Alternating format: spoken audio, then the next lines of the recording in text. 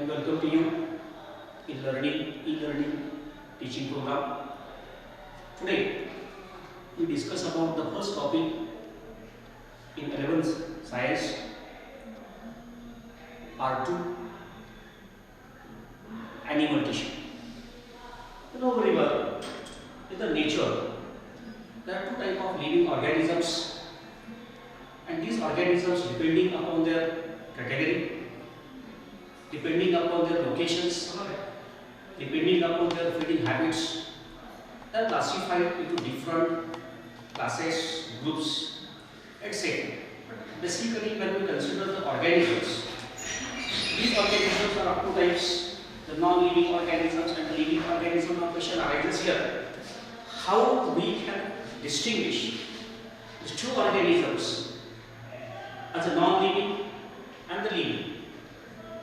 The first question arises here: the non-living organisms do not show some activities, a specific behavior like the living organisms, and therefore when we consider, particularly in case of the biology, because the meaning of bio is life and the logic is science, the science deals with the life that is known as the biology, and this science includes almost all the features about the living organisms.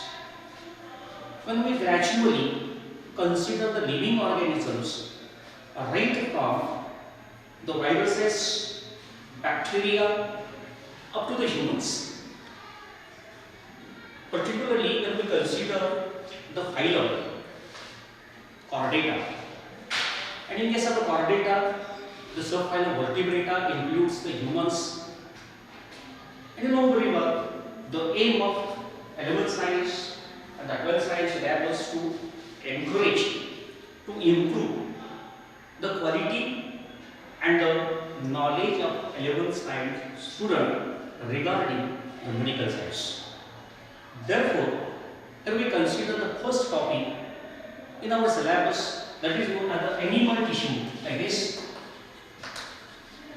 Animal tissue, because the number of criteria are there for explaining the animals on the basis of the cell number, on the basis of the life activities, on the basis of occurrence, on the basis of reproductive habits. But when we consider the tissue, then we first understand the definition of tissue. The tissue is a group of cells. Before this, we have to clear what is the meaning of cell. You know very well, the cell is the basic structural and functional fundamental unit of life. And the cell, it is the place where almost all the activities of life, including metabolism, including the distribution of food material, including the cellular respiration and cell division. And therefore the cell is the structural and functional unit of life. Now, when we consider the definition of tissue, the tissue is defined as a group of cells having the same embryonic origin. It is very important. The embryonic origin is very important because the embryonic structure, the embryonic organization is similar in case of animals, because the basic embryonic structure is the zygote. And therefore, the embryonic origin is very important factor in the definition of tissue, and therefore the tissue is a group of cells having the same embryonic origin, same structure, and perform similar functions. Now these three very important characters are there. The first is origin, the second one is the structure, and the third one is the function. Suppose a cell origin from the layer, particularly formed during the fate, That is the ectoderm, endoderm and the mesoderm. Suppose the cell origin from the ectoderm, such cells later on develop in such a way they meet on the protection.